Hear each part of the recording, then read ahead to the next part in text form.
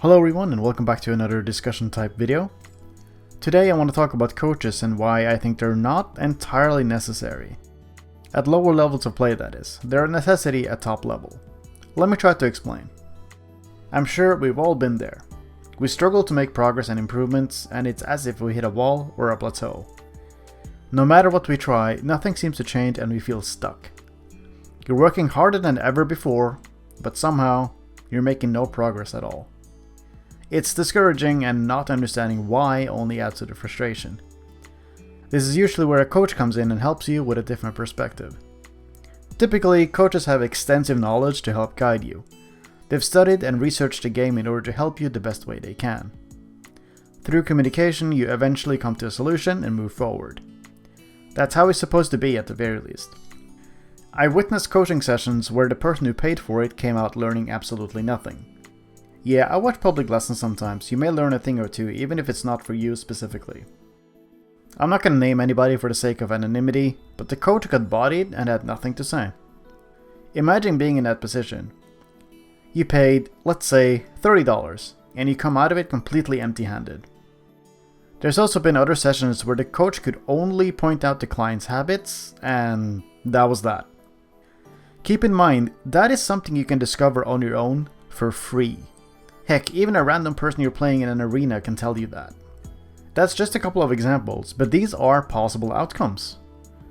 That's partly why I don't think spending time and money on people to coach you is wise. You don't need to pay MKLeo $30 for him to tell you that you have a really bad rolling habit. Of course, if you want to support your favorite Smash players and get some tips at the same time, by all means go for it. There is nothing wrong with that.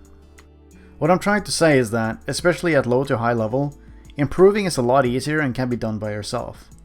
At lower levels, people have much bigger room to improve. And you simply don't need to spend time and money on a coach when there's so many other options available.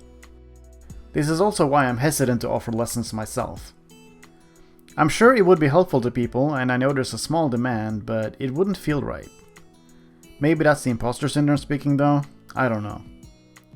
I just feel more comfortable making videos on certain topics that people can consume for free. Besides, if people wanted to support me monetarily, there's already a few ways to do that. If you have any thoughts on this yourself, please let me know. Back on topic though, I can't just say there's a lot of ways to improve and not mention any, so let me get into those. I'm not sure these are answers people will enjoy though. First of all, ask questions. If you're looking to improve, don't leave a gameplay session with just a lol GG's. If there's something, anything at all in gameplay that bugs you, ask the person you're playing with. I know it's a bit of a taboo to do this, but please, do yourself a favor and just ask. Whether it's somebody on Discord or you're playing a streamer or a friend, don't be afraid to ask questions. You're not annoying because you want to be better. And ask for feedback, especially if you experience losses repeatedly. I know that one is iffy because you're still processing the matches, but the feedback isn't going anywhere and you can come back to it later when you're ready. Also, since nobody seems to mention this, but if you want feedback, let the other person know before you start playing, so they know to keep that in the back of their head. If you ask for feedback out of the blue when you're done, you're putting them on the spot and they might have nothing to give. It's also very common for people to go into a streamer's chat and ask for general advice. What people don't realize is that the streamer has zero context. Which character do you play? What are you specifically struggling with? Giving extra info like that goes a long way so people can give you pointed advice that will actually help you. Otherwise, people will just have to give you advice that doesn't apply or no advice at all. Asking for advice with zero context puts a lot of pressure on the person you're asking. So please, elaborate a little bit before you do. If you have no one else to ask yourself. Ask yourself why situations went the way they did. Why did I get punished there? He rolled. Why did he roll? To get it out of the corner, etc. This also applies to watching replays because a lot of people tell you to do it, but not what to look for. Figuring out why you get hit and how you lost your stocks by asking why it happens is a good place to start. Secondly, keep things simple. You really don't want to make things complicated when you're learning. What I mean by that is, if you're trying to implement multiple things into your gameplay at the same time, it's going to be messy. Let's say you want to improve your pyra, but you want to improve your spacing, shield pressure, combos, kill confirm consistency, and footstool setups at the same time. That is just not gonna work.